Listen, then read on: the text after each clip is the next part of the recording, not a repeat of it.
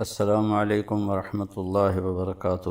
بسم اللہ الرحمن الرحیم والصلاة والسلام علی رسولہ الکریم وعلی آلہ واصحابہ اجمعین۔ اللہ تبارک و تعالیٰ کی اس امت کے ساتھ جناب رسول اللہ صلی اللہ علیہ وسلم کی توفیل اور ان کے صدقے میں بے شمار مہربانیاں ہیں، ان گنت مہربانیاں ہیں۔ اس میں ہمیں دو عیدیں بھی ان نعمتوں میں شامل ہیں جو کسی امت کو رمضان کے بعد عید کی نماز نہیں ملی، اور 10 ذوالحج کو عید قربان نہیں ملی، اور قربانی کرنا یہ نہیں ملا۔ اس امت کے بے شمار فضائل میں سے آج یہ ایک فضیلت کی ہم بات کر رہے ہیں، عید قربان۔ روشن خیالی کا زمانہ آ گیا ہے۔ روشن خیالی تو نہیں ہے، وہ اندھیر خیالی ہے کہ کتنے لوگ یہ کہنا شروع کر دیا ہے کہ قربانی کا کیا فائدہ، اتنے جانوروں کا خون ضائع ہوتا ہے، لوگوں کو ویسے دیا جائے، ویسے ان کی مدد کی جائے، اور اس قسم کی باتیں۔ تو ایک آیت ہے، یا ایھا الذین آمنوا لا تقدموا بین یدی اللہ ورسولہ، اے ایمان والو اللہ اور اس کے رسول سے آگے مت بڑھو۔ اب یہ اس وقت تو یہ حکم تھا جب صحابہ تھے، تو جب آپ چل رہے ہوں تو ان کے آگے مت چلو، لیکن قیامت تک کے لیے قرآن ہے، تو اس کا معنی جو مفسرین نے کیا ہے وہ یہ ہے کہ اللہ اور اس کے رسول کی بتائی ہوئی ترتیب زندگی کو کراس مت کرو، اس کے آگے نہ نکل جاؤ۔ ہماری عقلوں کا معیار کیا ہے، ہمارے علم کا معیار کیا ہے؟ تو میرے نبی نے حج کے موقع پر ایک بکرا آپ ذبح فرما دیتے تو آپ کی قربانی ہو جاتی۔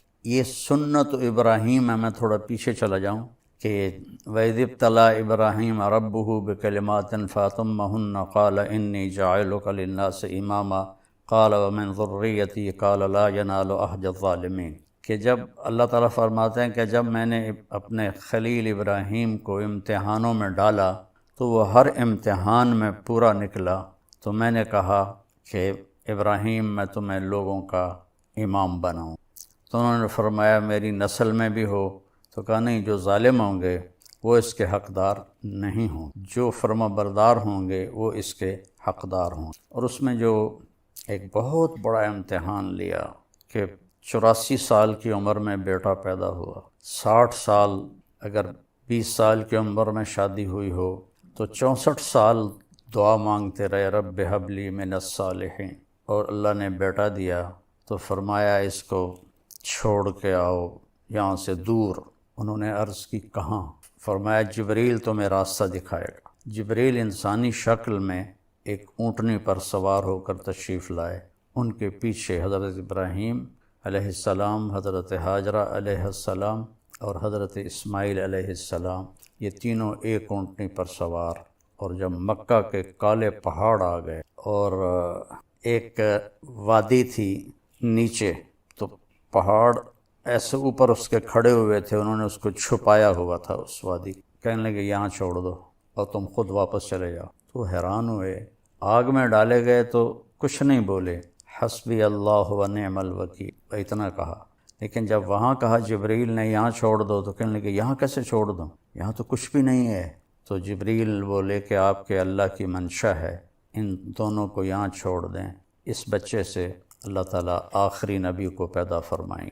تو یہ اتنی بڑی قربانی تھی، اور ان سے بڑھ کر قربانی حضرت حاجرہ کی تھی کہ اگر وہ آپ کی دوسری بیوی سے پیدا ہوتا تو وہ آپ کی ہم عمر تھی، اور اللہ نے ان سے بھی، حضرت اسحاق ان سے پیدا ہوئے، وہ بعد میں پیدا ہوئے۔ ان کی جو بیگم تھی حضرت سارہ، تو ان سے نہیں پیدا ہوا، وہ مصر کی شہزادی سے پیدا ہوا جن کی 20-25 سال عمر تھی۔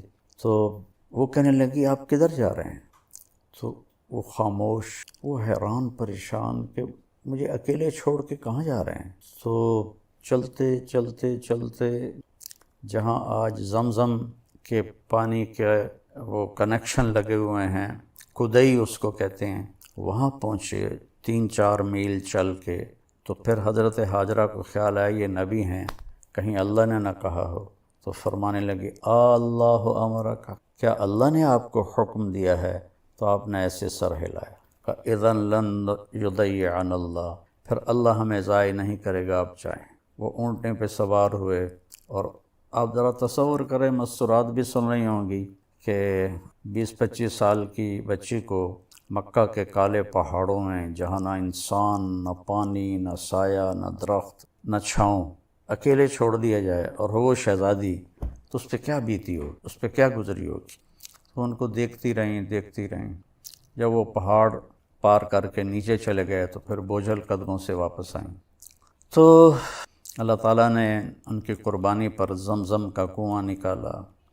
تیسرے دن جو پانی دے گئے تھے، کھانا دے گئے تھے، وہ ختم ہو گیا۔ تو پھر انہوں نے صفا مروہ کے 7 چکر لگائے کہ کوئی انسان بشر نظر آ جائے، لیکن